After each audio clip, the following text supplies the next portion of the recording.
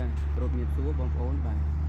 នេះជាទស្សនវិជ្ជាទុរេនដែលខ្ញុំបានដាំនៅលើដីសបាទទីតាំងនៅភូមិសេដាឃុំសេដាស្រុកដំបងខេត្តត្បូងឃ្មុំបាទ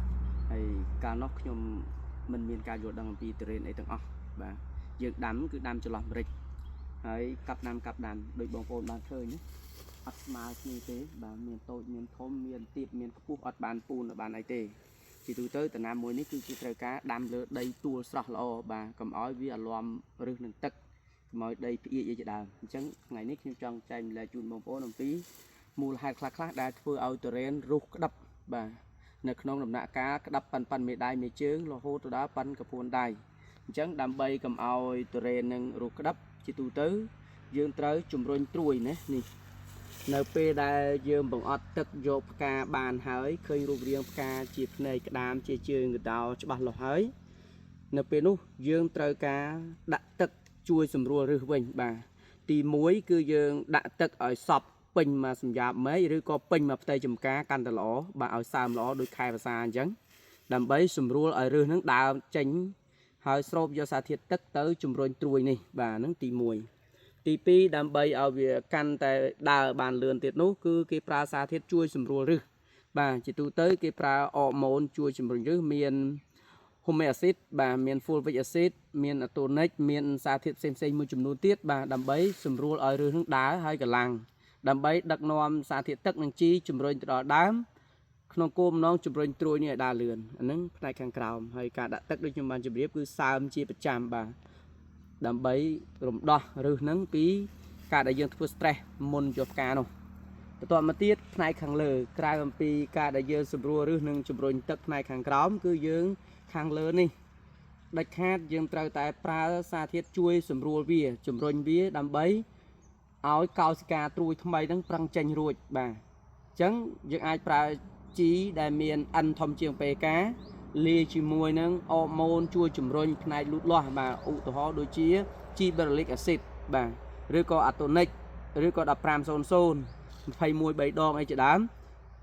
សំខាន់គឺសំដៅទៅលើសារធាតុទាំងឡាយណាដែលជួយជំរុញត្រួយឲ្យដើរលឿនបាទដូចជា1346អញ្ចឹងគឺដើមបាទយើងត្រូវបាញ់វាអាច5ថ្ងៃទៅ7ថ្ងៃម្ដងជើងក្រោមយើងដាក់ទឹកបានល្អយើងប្រើប្រាស់ទឹកប្រើប្រាស់ជីបានល្អជំរុញ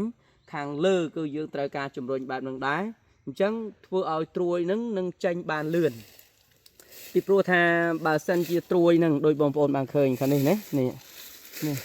បើសិនជាត្រួយនឹងមិនចេញឲ្យបានលឿនទេវានឹងចេញជុលគ្នានៅក្នុងគណៈពេលដែលផ្កាក៏អូបទឹកអំពៅឬក៏ផ្កាបែកជាពិសេសវានឹងរីកធំធាត់ព្រមគ្នាជាមួយនឹងក្តាប់ទុរេនប៉ាន់មេដៃមួយជើងប៉ាន់កដៃដែលមានវត្តមានអាយុកាលក្តាប់ពីថ្ងៃបែកផ្ការហូតទៅដល់អាយុ45ទៅ50ថ្ងៃហ្នឹងក្តាប់ចន្លោះហ្នឹងគឺក្តាប់វាអត់ទាន់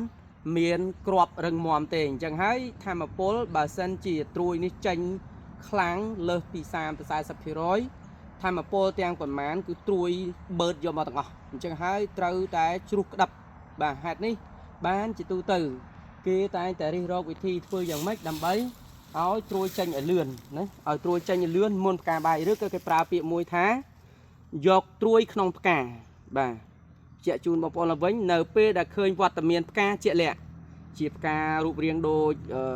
កញ្ចុំជើងកដោជាផ្នែកក្តាមឬក៏លើសនឹងបន្តិចដាច់ខាតត្រូវប្រើវិធីជំរុញមិញហើយក្រៅអំពីជំរុញទឹកជំរុញជីជើងក្រោមឲ្យដើរហើយនឹងបាញ់បំពន់ផ្នែកខាងលើនេះដើម្បីឲ្យត្រួយនឹងកាន់តែដើរបានល្អប្រសើរទៀតនោះគឺផ្កានេះដូចបងប្អូនបានឃើញនេះបាទផ្កាប្រសិនបើផ្កាហ្នឹងវាលើសតម្រូវការនេះបងប្អូនមើលនេះខ្ញុំបេះចោលច្រើនណាហើយផ្កាហ្នឹងគឺយើងហកវែងបន្តិចទៅហើយដោយសារយើងមានការមមាញឹកអញ្ចឹងយើងធ្វើអត់តាន់អញ្ចឹងណាអញ្ចឹងផ្កានៅពេលដែលផ្កាប៉ុណ្្នឹងអីយើងចាប់ដើមតែងបងប្អូនណានេះពុតលំញោខ្ចីនេះប៉ុណ្្នឹងយើងតែងវាមកវាអត់អស់ធម្មពលច្រើនអញ្ចឹងបើសិនតែចាំឲ្យធំចេះឲ្យបានតែងវាស៊ីធម្មពលពុះមេឃដែលយើងខំសំមកហ្នឹងវាខាតបាទវាធ្វើឲ្យអស់ធម្មពលច្រើនអញ្ចឹងការតែងផ្កានេះក្នុងគោលបំណងធ្វើឲ្យផ្កាហ្នឹងស្រឡះល្អកម្លាំងហើយមួយទៀតសន្សំធម្មពលទុកចិញ្ចឹមក្តាប់បាទបើយើងទុកផ្កាច្រើនពេកដើមខ្លះផ្កាច្រើនចេញត្រួយអត់រួចទេទោះបីបើយើងប្រឹងដាក់ទឹកប្រឹងជំរុញផ្នែកខាងលើក៏ដោយ ពីព្រោះផ្កានឹងច្រើនវាដដើមអាហារអញ្ចឹងហើយវាអាចជំរុញអរម៉ូនឲ្យដើរដល់ចុងមែកឲ្យលូតលាស់បានល្អប្រសើរទេហេតុនេះបានយើងត្រូវតែទុកផ្កាតែបន្តិចល្មមបានហើយពីព្រោះបងប្អូនគ្រាន់តែប៉ុណ្ណេះចង់ច្រើនផងខាងនេះអញ្ចឹងមកចកោមនេះជាទូទៅយើងទុក2 ទៅ 3 ផ្លែយ៉ាងច្រើនអញ្ចឹងទេបើយើងទុកផ្កាច្រើនពេកនៅពេលដែលផ្កាបែកហើយហ្នឹងគឺខាមពលដើមគឺខ្សោះខ្លាំងនេះបងប្អូនមើលនេះច្រើនណាស់ឃើញទេច្រើនហើយដីខ្ញុំគឺដីសណាបងប្អូននេះដីល្បាយខ្សាច់នេះដីសស្គុះទេហើយដើម្បីជួយសម្រួលដីផងហ្នឹងជាពិសេសគឺដើម្បីជួយសម្រួលpHខ្ញុំតែងតែប្រើធ្យូងអង្កាមហើយខ្ញុំមានកំទេចឈើពុកផុយក្នុងគោលបំណងដើម្បីឲ្យដីនឹងធូរបាទទុរេនត្រូវការដីធូរ